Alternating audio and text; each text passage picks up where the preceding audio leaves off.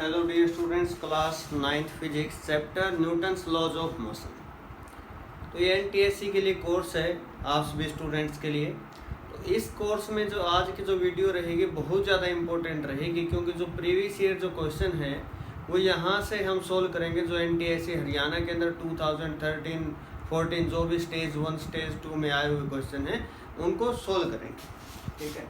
उससे पहले कंसेप्ट का बनना बहुत ज़रूरी है। ये जो कंसेप्ट 9th में एज वेल एज 11th में यूज होते हैं, ठीक है। बिल्कुल सिमिलर कंसेप्ट है, कंसेप्ट वही होते हैं, कोई चेंज नहीं होता। तो 9th में आप पढ़ते हो, 11th में उससे थोड़ा सा ज़्यादा लेवल आ जाता है। 10th और 12th का सिमिलर रहता है। तो आज के जो लेक्चर में हम बात करेंगे, तो पहले मैं आपको बता देता हूँ किस किस के बारे में हम बात करेंगे, क्योंकि इनके रिगार्डिंग क्वेश्चन है, ठीक है। केस जो 1 है, हम बात करेंगे लिफ्ट के जितने भी केसेस, ठीक है, लिफ्ट के जितने भी केसेस हैं वो उनके बारे में डिस्कस करेंगे। केस 2 हम क्या करेंगे, हम करेंगे जो पुली मास सिस्टम जो होता है, इसके अंदर जो टेंशन होती है वो किस टाइप से बताई जाती है। सर एक्सेलरेशन कैसे बताई जाती है, ठीक है, एक्सेलरेशन कैसे बताई जाती है और टेंशन कैसे बताई जाती है, ठीक है। केस नंबर 3 इसी की एक सिमिलर टाइप है, उसमें ब्लॉक जो उसको टेबल के ऊपर रख दिया गया है बस। इस केस में क्या होगा। केस नंबर जो 4 है वेरी इंपॉर्टेंट, उसमें इस टाइप से है बेटा, ब्लॉक 1 ब्लॉक 2, यहाँ कोई फोर्स लगा हुआ सपोज है, ये मास है m1, ये मास है m2, इनके इन बिटवीन फोर्स क्या होगा और एक्सेलरेशन क्या होगी। तो ये सभी केसेस हमें करने इस वीडियो के अंदर, ठीक है। तो आइए से अब स्टार्ट करते हैं आज का जो सेशन है। तो केस नंबर जो 1 है उसको डिस्कस करते हैं, लिफ्ट के सभी केसेस, ठीक है, लिफ्ट के सभी केसेस। आप इसकी हेडिंग डाल सकते हो, lift man problem, lift man problem. कि कोई भी इंसान है, कोई ऑब्जेक्ट है, उसका जो अपरेंट वेट है क्या वो बढ़ेगा, कम होगा, क्या होगा। तो देखिए शाबाश, सबसे पहले मैं यहाँ 1 लिख रहा हूँ। जो मैं कंसेप्ट आपको बताऊंगा वही कंसेप्ट आप यूज करते हुए चलेंगे, सभी क्वेश्चन हो जाएंगे। सबसे पहले ब्लॉक देख लें शाबाश, इसका मास है m, वेट डाउनवर्ड लगेगा हमेशा ही mg, नॉर्मल रिएक्शन ऊपर की तरफ, नॉर्मल टू द सरफेस, इसको मैंने r से लिखा, ठीक है। केस 1 तो ये था, it is moving with a constant velocity v, किसी कांस्टेंट वेलोसिटी से लिफ्ट ऊपर जा रही थी, तब जो अपरेंट वेट होगा वो सर कम होगा, ज़्यादा होगा, क्या होगा, ठीक है। नंबर 2 बताएंगे, अभी आपको एक बार मैं लिख दूँ ये सभी केसेस, लिफ्ट के केस हम कर रहे हैं। वेट mg वही, नॉर्मल रिएक्शन ऐसे ही r, ठीक है, नॉर्मली। अब इस केस में किसी कांस्टेंट वेलोसिटी से नीचे आ रहा है, तब क्या होगा। केस नंबर 3 किसी एक्सेलरेशन a से, अब है एक्सेलरेशन बेटा ध्यान रख लेना, किसी एक्सेलरेशन a से लिफ्ट ऊपर जा रही है यूनिफॉर्म एक्सेलरेशन से। केस नंबर 4 किसी यूनिफॉर्म एक्सेलरेशन से लिफ्ट जो है वो नीचे आ रही है, r mg। केस नंबर 5 मैं यहां बना रहा हूं, लिफ्ट जो है किसी acceleration a is equal to g with acceleration due to gravity here, उससे नीचे आ रही। g क्या है, where g with acceleration due to gravity. तो ये केसेस है बेटा, इन सभी में हमें क्या निकालना है, apparent weight of a person, क्या वो बढ़ेगा, कम होगा, सेम रहेगा, तो क्या होगा उसके बारे में जानना है। कंसेप्ट क्या है वो ध्यान से समझ लें। मास इनटू एक्सेलरेशन, अब जिस डायरेक्शन में एक्सेलरेशन होगी वो कंपोनेंट तो फोर्स का पॉजिटिव लेना है, दूसरा negative. Reaction is also a type of force, reaction है, टेंशन है, कॉन्टैक्ट फोर्स है, सब फोर्स होते हैं, न्यूटन में इनको मेजर किया जाता है। ठीक है, केजी वेट में भी कर देते हैं, आपको केजी वेट की रिलेशन भी याद रखनी है। वैसे तो मैं बता चुका आपको KG weight is equal to होता है बेटा 9.8 न्यूटन या फिर नियर अबाउट 10 न्यूटन।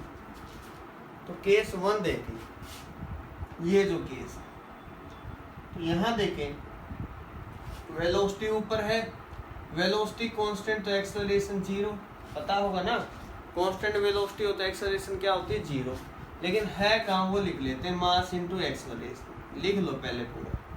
कौन सा component positive, R positive sir, mg negative. R क्यों पॉजिटिव भाई, इसकी डायरेक्शन में है सर। एक्सेलरेशन क्या है 0 is equal to R minus mg, तो आर की वैल्यू क्या आई mg तो वही था जो एक्चुअल वेट था, तो कोई चेंज हुआ, no sir, no change.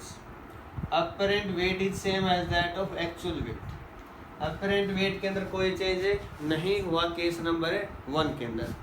Number 2, जल्दबाजी मत करना, ऐसे क्वेश्चन है, वेलोसिटी कांस्टेंट तो एक्सेलरेशन 0, ठीक है, 0 वेक्टर बोल सकते हो, नो प्रॉब्लम। ठीक है, यहाँ देखिए अब फॉर्मूला क्या, mass into acceleration is equal to कौन सा कंपोनेंट पॉजिटिव, कंसेप्ट बेस्ड बात करनी, डायरेक्ट नहीं करना, mg माइनस आर, ये तो 0 हो गया sir, mg minus R is equal to mg, इस केस में भी वही सेम।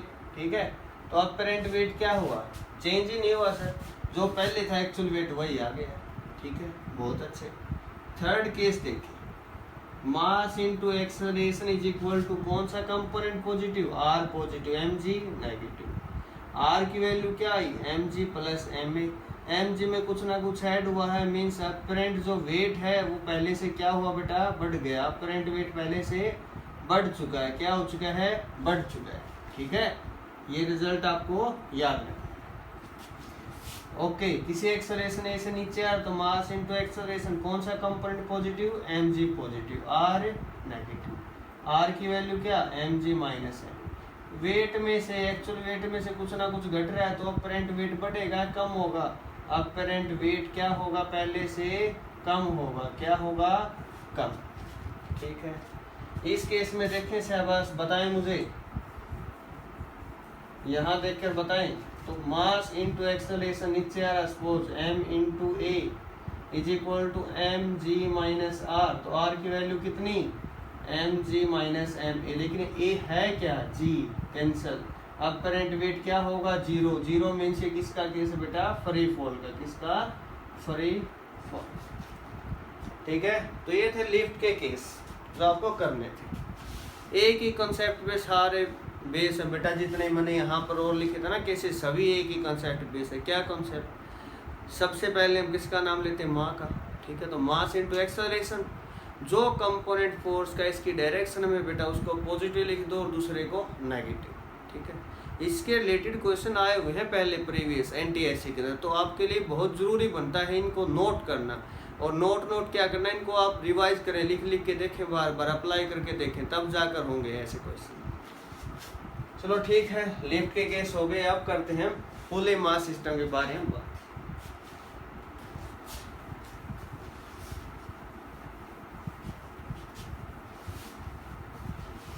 टाइम चाहे ज़्यादा लग जाए नो प्रॉब्लम, लेकिन कंसेप्ट क्लियर कर लेने हैं आपको सभी।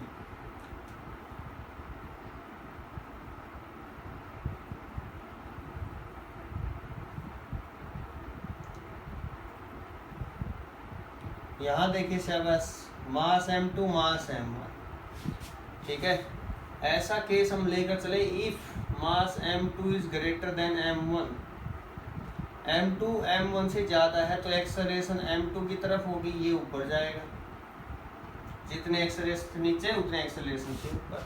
ठीक है, हमें क्या निकालना है, ये जो स्ट्रिंग आप देख पा रहे हो इसके अंदर टेंशन कितनी है, नंबर 1, और नंबर 2 एक्सेलरेशन कितनी है सर, ये निकालना है बस।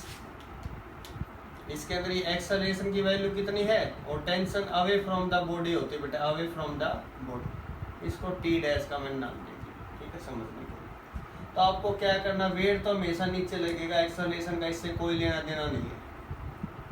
ठीक है, आपको क्या करना, फ्री बॉडी डायग्राम बनाना बेटा दोनों का, फ्री बॉडी डायग्राम। तो फ्री बॉडी डायग्राम कैसे बनेगा, पहले M1 मास के लिए फ्री बॉडी डायग्राम बनाते हैं। Free body diagram for mass M1, for mass M1 को लिख लो एक बार, लिख लिया। वेट नीचे सर दिख रहा है हमें M1 G, tension away from the body ऊपर, एक्सेलरेशन ऊपर। कंसेप्ट क्या बताया था, लिखो mass into acceleration is equal to कौन सा component positive, T positive sir, M1 G negative. ठीक है ना, अगर इस टाइप से आप चलोगे ना बेटा कोई प्रॉब्लम नहीं आएगी। Free body diagram for M2 के लिए फ्री बॉडी डायग्राम कैसे बनेगा, बना दो पहले अलग अलग से। M2 जी नीचे, वेट नीचे, एक्सेलरेशन नीचे और T ऊपर। फॉर्मूला लिखें, मास इनटू एक्सेलरेशन, कौन सा कंपोनेंट पॉजिटिव इस बार M2G पॉजिटिव और टेंशन है negative. Same string same tension, same string same tension. अगर ये मास लेस फ्रिक्शन लेस पुल्ली है तब, ठीक है, पुल्ली मास लेस और इनएक्सटेंसिबल है तब।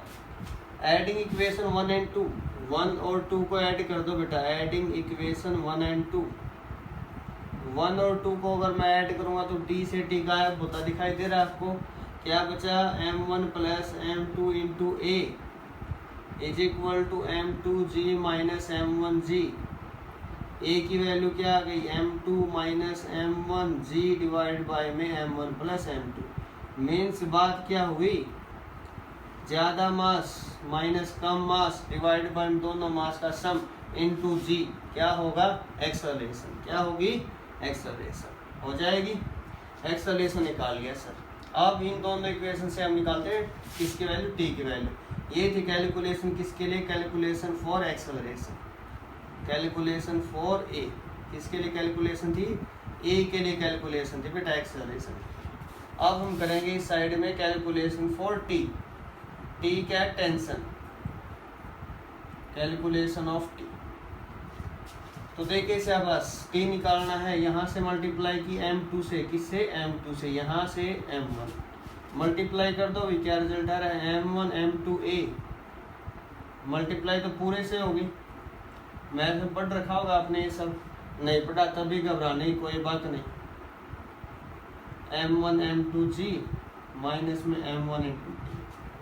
ओके, तो इसमें से एक में से दूसरे को माइनस कर दो। सबट्रैक्टिंग इक्वेशन 4 फ्रॉम 3 इक्वेशन में से 4 को माइनस कर दिया तो ये तो कैंसिल हो गया, कट गया 0। इसमें से घटेगा तो क्या आएगा, T पॉजिटिव होगा, M1 प्लस M2 आप करके देख लेना चाहिए।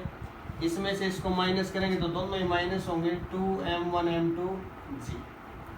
T की वैल्यू क्या आ गई, 2M1 M2G डिवाइड बाय में M1 प्लस M2। ये दोनों रिजल्ट आपको डायरेक्ट लर्न करने हैं, टेंशन और एक्सेलरेशन।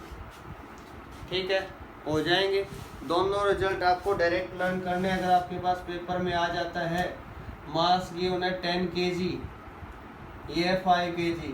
ओके, ये तो बता दिया सर। T डैश और बता दो मैं क्या होगा, T डैश क्या होगा, T और T मिलकर T डैश बना दे तो 2T के इक्वल होगा। 2 इंटू में T की वैल्यू कितनी, 2M1 M2 divide by M1 plus M2, तो ये कितना होगा, 4M1 M2 divided by M1 plus M2। ठीक है, हो जाएगा, नो प्रॉब्लम। ये 10 है, ये 5 है, हमें एक्सेलरेशन निकालनी है। क्या आएगी सर, फॉर्मूला है बेटा पता है आपको, 10 माइनस 5 कितना, 5 डिवाइड बाई में दोनों का सम कितना, 15 इंटू में क्या, G, कितना आंसर आ गया, 1/3। एक्सेलरेशन कितनी आ गई, G/3 मीटर पर सेकेंड स्क्वायर। टेंशन कितनी आएगी, T, 2 इंटू में M1 M2 इंटू में G divide by M1 plus M2। मैं G क्यों लिख रहा हूँ साथ में, क्योंकि जो आंसर होगा ना G की फॉर्म में होता है बहुत बार। आंसर आया बेटा 20G/3 न्यूटन। ठीक है, न्यूटन के अंदर है tension. Tension is also a type of a force. तो कोई भी कंसेप्ट यूज करना है उसके लिए आपको क्या करना मैंने बता दिया है। जितने भी केसेस हैं, mass into acceleration is equal to जो कंपोनेंट उसकी डायरेक्शन में पॉजिटिव दूसरे कंपोनेंट को नेगेटिव। वेट हमेशा डाउनवर्ड लगेगा towards the centre of earth, ये बात आपको याद रखनी है।